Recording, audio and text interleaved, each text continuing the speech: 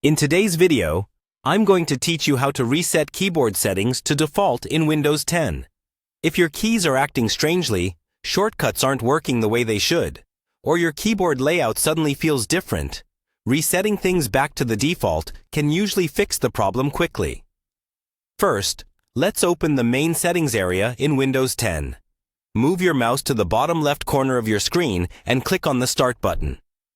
This is the Windows icon. From there, click on the Settings gear icon to open the Windows Settings window. If you prefer, you can also press the Windows key on your keyboard and the letter I together to open Settings directly.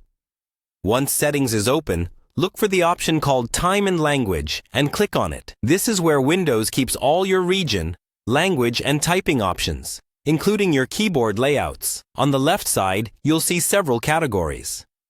Click on Language, or in some versions, it might be labeled Language and Region. In the main section, you'll see your current Windows display language and, just below that, the list of preferred languages installed on your computer. Find the language you're actually using for typing, such as English, and click on it. Then, select the Options button. This will take you to a screen where you can see all the keyboards attached to that language. Under the Keyboards heading, you may see multiple layouts, like US, UK, or other variants. If you've accidentally added or switched to a different layout, that can cause keys to behave unexpectedly. To reset things to default, remove any layouts you don't recognize or don't use by selecting them and choosing Remove. Make sure the default layout you want to use, such as US keyboard, is the only one left, or at least is clearly selected as your main layout. If you suspect the language itself is misconfigured, you can remove the whole language and then add it again.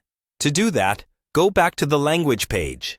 Select the language, click Remove, then click Add a language and choose the same language again. Windows will reinstall the default keyboard layout for that language.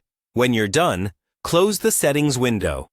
Try typing in a text editor or browser address bar to confirm that your keys are now working as expected.